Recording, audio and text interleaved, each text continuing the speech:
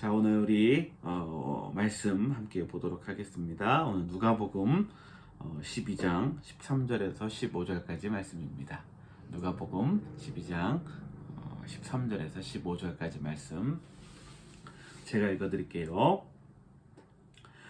무리 중에 한 사람이 이르되 선생님, 내 형을 명하여 유산을 나와 나누게 하소서 하니, 이르시되 이 사람아, 누가 나를 너희의 재판장이나 물건 나누는 자로 세웠느냐 하시고, 그들에게 이르시되 삼가 모든 탐심을 물리치라. 사람의 생명이 그 소유에 넉넉한 데 있지 아니하리라 하시고. 아멘. 우리 이번 주에는 우리가 우리 세월호 참사, 세월호 사건이죠. 사고가 아니라 사건. 7주기를 또 맞이하는 또 이렇게 주였기도 했습니다.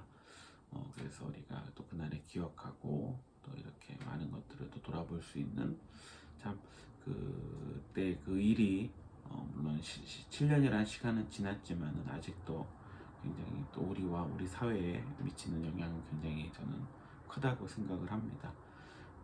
아직 그런 사회적 부조리들, 또 우리가 또 어른들로서 감당해야 하는 것들을 감당하지 못하는 것들, 그런 것들이 다 연계되어서 일어났던 일이기 때문에 지금도 많은 사람들이 그 일을 기억하고 또 이렇게 추모하는 것 같습니다. 그 중에는 거기에 대해서 굉장히 또 안 좋게 생각하는 사람도 있고, 또 그런 또 얘기하냐라고 말하시는 분도 있을 수 있겠죠. 근데 우리 기독교는 여러분 기억의 종교입니다.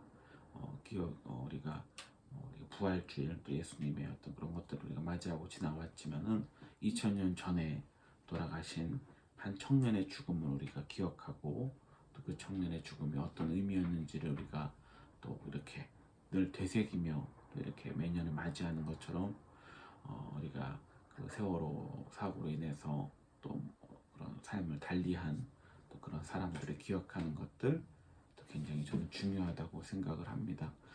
그래서 그렇게 말하는 사람이니까 우리가 그런 것 같아요. 세상을 살아가면서 우리 역시도 어떤 사람의 생명에 대해서 생명 경식풍조 이런 얘기들 많이 하는데, 우리도 뉴스를 볼 때 그러잖아요. 한두 명 죽은 사고는 그렇게 우리 눈에 들어오지도 않고, 몇백 명 정도의 그런 대참사로 어떤 사고가 나고 이렇게 뉴스에 나와야지만 또 우리가 굉장히 또 주의 깊게 보는 경우들이 없지 않아 있잖아요. 근데 그런 어떤 좀 그런 것들 우리가 어떻게 바라볼 것이냐. 그러니까 저는 늘 제가 얘기하는 것 중에 절대적이고 상대적인 사건들이 있을 수 있는데, 우리는 어떤 생명에 관한 거는 한 명이 되었던 100명이 되었던 1000명이 되었던 간에 그것은 절대적인 사건이 돼야 되거든요.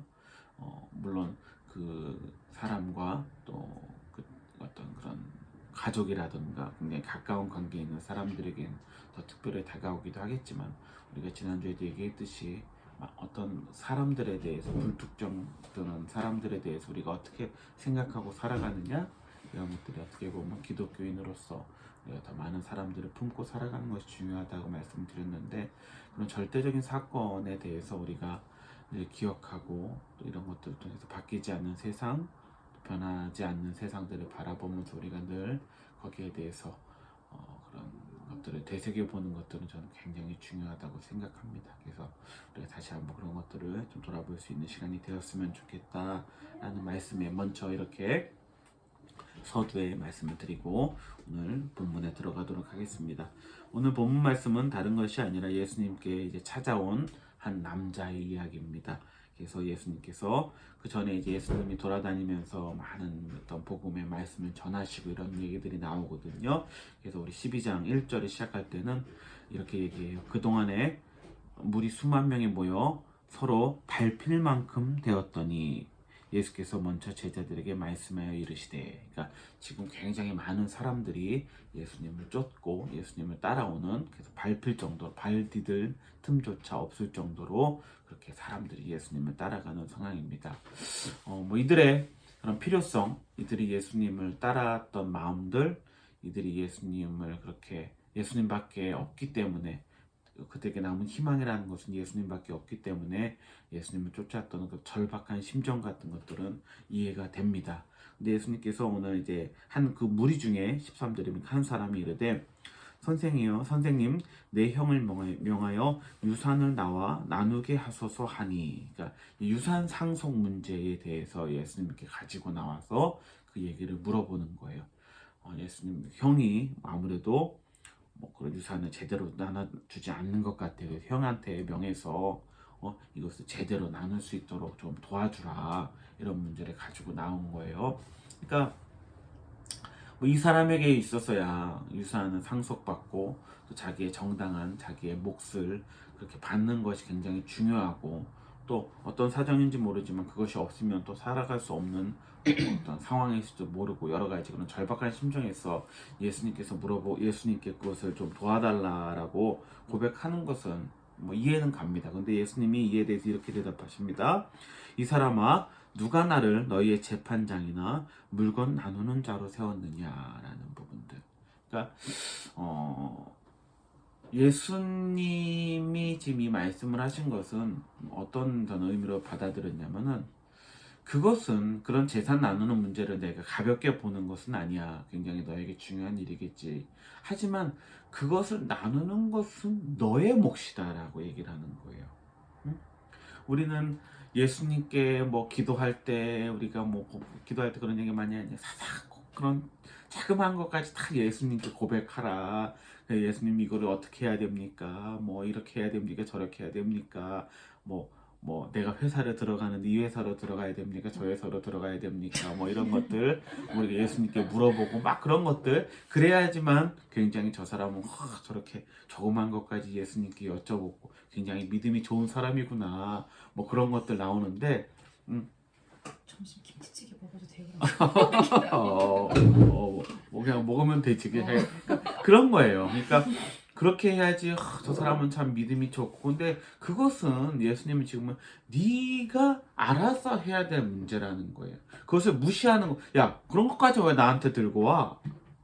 그런 것까지 내가 알아서 해줘야 돼? 라고 하는 것이 아니에요. 예수님 그것이 아니라 그것은 네가 결정해야 된다라는 거예요. 이런 어떤 부분들이 우리에게 있어서 좀 구분되어져야 되지 않을까? 무조건 아래는 것이 중요한 것이 아니라, 그러니까 지금 예수님은 그러면 하시는 말씀이 15절에 가니까 삼가 모든 탐심을 물리치라, 사람의 생명이 그 소유에 넉넉한 데 있지 아니하라. 그러니까 지금 예수님은 근본적인 거에 대한 것들을 말씀하시는 거거든요. 지금 탐심에 대해서 얘기를 하세요. 그런 얘기를 하시면서 그런 형과 어떤 재산을 나누는 부분에 있어서의 기준이 세워주는 부분들, 그런 부분들에 있어서는 예수님이 우리에게 어떤 삶의 기준을 주신다라는 거예요.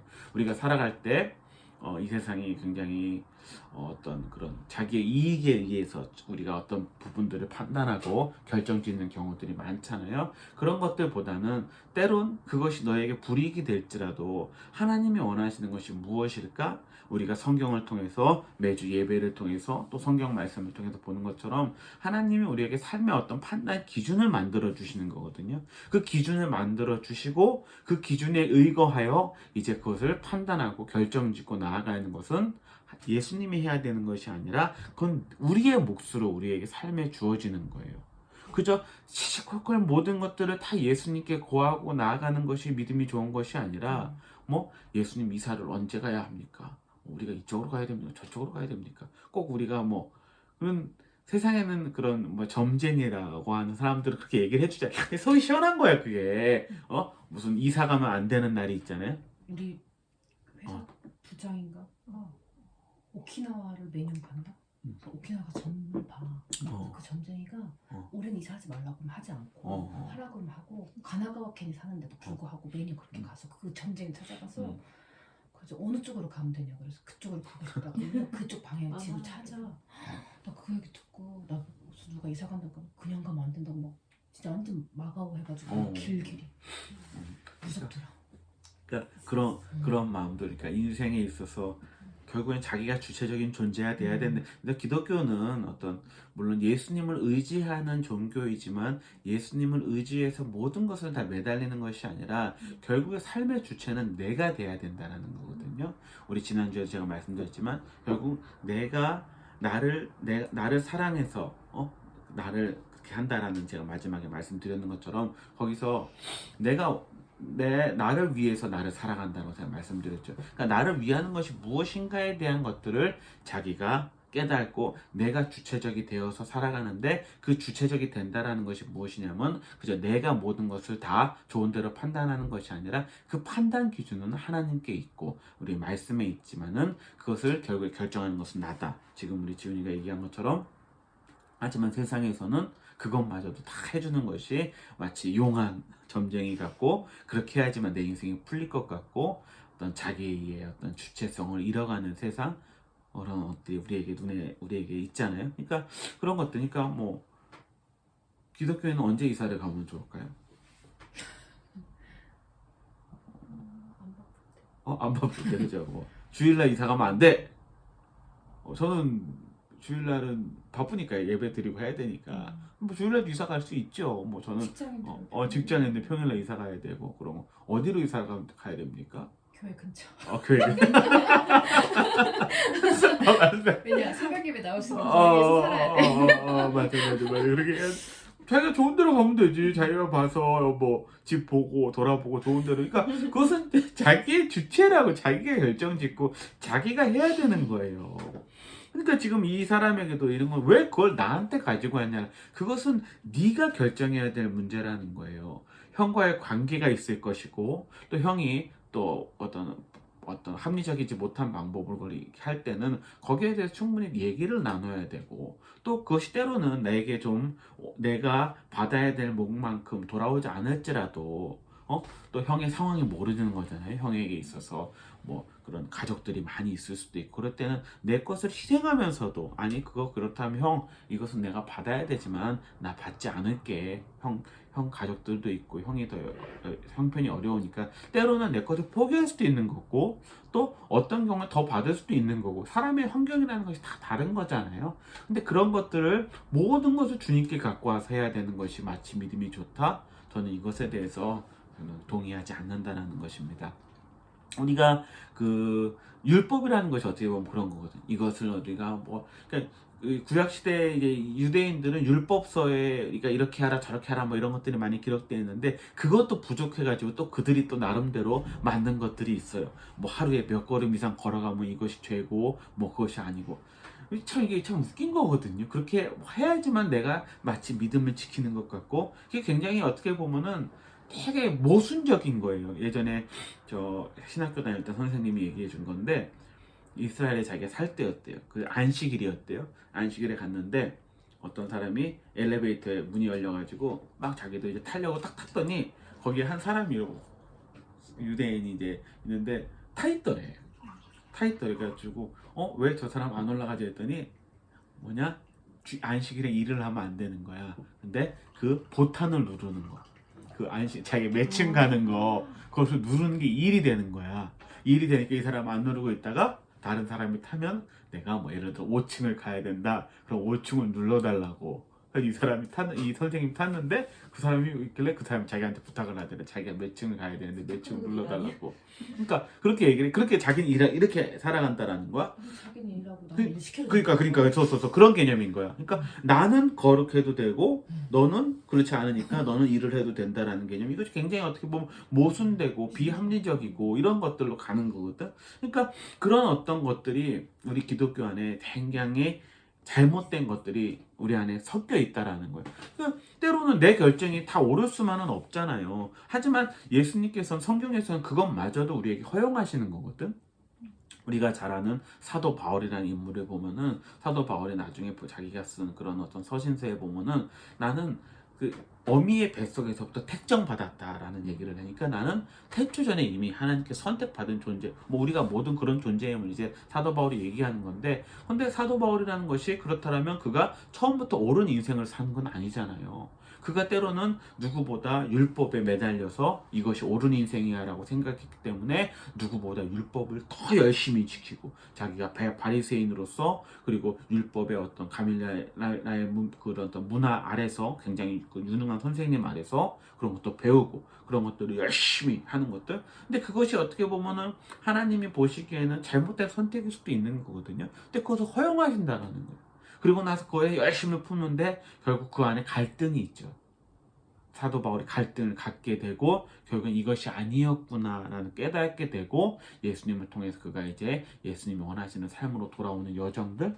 그러니까 우리는 무조건 어떤 선택을 할 때 주님이 하셔서 도와주셔서 올바른 선택을 해야 된다라는 것들, 그래야지만 어떤 된다라는 사고들이 우리 가운데 있지만은 하나님은 그것이 아니고 야 그걸 네가 선택을 해. 그거는 네가 선택해야 될 것이야. 근데 그 선택에 있어서 무조건 옳은 선택만 하는 것도 아니고 때로는 잘못된 선택, 잘못된 판단 기준을 가지고 잘못된 선택을 할 수도 있는 것이고 오늘 말씀처럼 어떤 내 욕심이 들어가서 거기에 대해서 잘못된 것들을 할 수 있죠. 근데 거기에 대해서 너 잘못했어라고 얘기하는 것이 아니라 그런 것들에 대해서 나중에 시간이 돌아봤을 때 그것을 다시금 되돌릴 수 있도록 기회를 열어주시는 분. 우리가 성경에 보면은 가늠하다 잡혀온 여인이 있잖아요. 가늠하다 잡혀온 여인이 있는데 그 여인이 뭐 가늠이 좋아서 그랬겠어요? 어? 살아야 되니까 여러 가지 삶의 부분에 부딪히다 보니까 잘못된 결정이 판단이 자기에게 세워졌고 그러다 보니까 그런 것들로 인해서 그렇게 된 삶을 살다가 지금 잡혀오게 되었잖아요. 근데 예수님이 하는 얘기는 뭐예요? 그 여자에게 다시는 그 죄를 짓지 마라. 누구보다 이 모인 사람들 중에 죄 없는 자인 이 여인에게 돌을 던져라. 그러면서 그 여인에게 다시금 기회를 열어주는 거거든요. 그러니까 잘못됐다고 해서 너 왜 잘못된 판단을 했어라고 그를 정죄하는 것이 아니라 그것이 잘못됐지만은 우리가 누가 감히 그 여인에게 돌을 던질 수 있느냐. 그리고 그 여인에게 새로운 삶을 다시금 허락하시면서 다시는 그 죄를 짓지 마라. 라고 그 어떤 기준만 주시는 것이죠. 그리고 이 여인이 또 그렇게 살 수 있는 것은 그 여인이 살아가는 것이잖아요.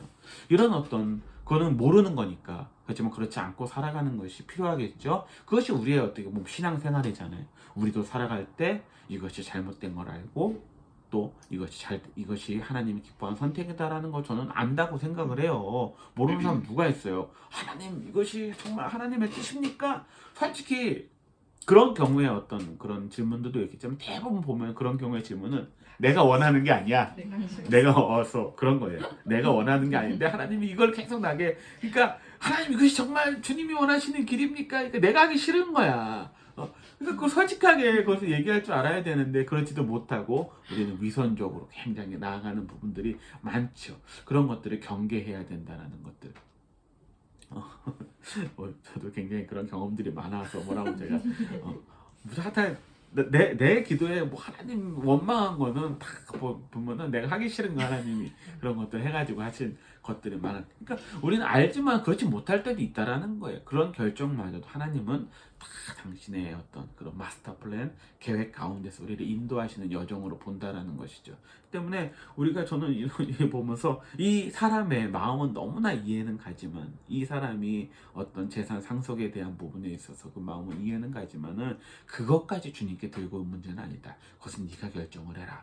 그렇지만 그 기준이 되는 탐심에 관한 부분들은 내가 너희에게 주겠다라는 거예요. 우리가 이 세상을 살아갈 때 마찬가지입니다. 시시콜콜 뭐 기도 시간 늘린다고 그런 걸로 기도 시간 늘리지 마세요. 그런 것들 가지고 주님께 아뢰는 것이 마치 기도 시간 늘리고 이렇게 생각하지 마시고 내가 선택하는 거예요. 내 인생은 내가 선택하는 건데 할 수만 있으면 우리 말씀의 기준 어떤 것들을 가지고 나아갈 수도 있겠죠. 하지만 그게 되지 않았을 경우에도 하나님은 그것을 우리를 지켜봐 주신다. 우리 지난주에 말씀 잠깐 다시 얘기하면 사도 바울이 약간 나오는데 그가 그것을 깨닫고 나서 이제 자유함을 알게 되지. 이것이 참된 기독교 안의 자유함이구나. 갈라디아서에 나오는 말씀은 그러면서 이제 그 자유함을 가지고 사도 바울은 무엇을 선택합니까? 이제 내 마음대로 살 것이 아니라 이제 내가 종노릇하면서 살겠다. 누구의 종으로 살겠다라는 그런 것까지 자기 안에 판단하며 나아간다라는 거예요. 그런 어떤 일련의 과정들을 하나님은 지켜봐 주시고 우리에게 인도해 주신다. 이런 것들을 우리가 늘 깨닫고 여러분 이사 좋을 때 하시고 아무 때나 하시고 여러분 무엇을 먹어야 됩니까? 여러분이 좋아하는 거 드시고 먹고 싶은 거 드시고 그렇게 신앙 안에 자유를 누리면서 때로는 좀 더 좀 심각한 결정이 있을 때 그런 결정이 있을 때 우리가 말씀의 근거가 되어서 때로는 나에게 좀 불이익이 온다 할지라도 그래도 이것이 남에게 다른 사람에게 유익이 된다 할지라면 그것마저도 선택할 수 있고 자유함을 가지고 종로로 탈 수 있는 우리의 삶으로 나아갈 수 있다면 우리를 지켜봐 주시고 우리는 늘 우리와 동행하신 하나님이 조금 기뻐하지 않을까 이런 생각을 하면서 오늘 말씀을 나눴습니다. 기도하겠습니다. 사랑의 하나님 아버지 감사를 드립니다. 하나님 내 삶의 어떤 앞으로의 내 미래를 나 살아감에 있어서 그 선택권을 하나님 나에게 허락해 주심에 감사를 드립니다.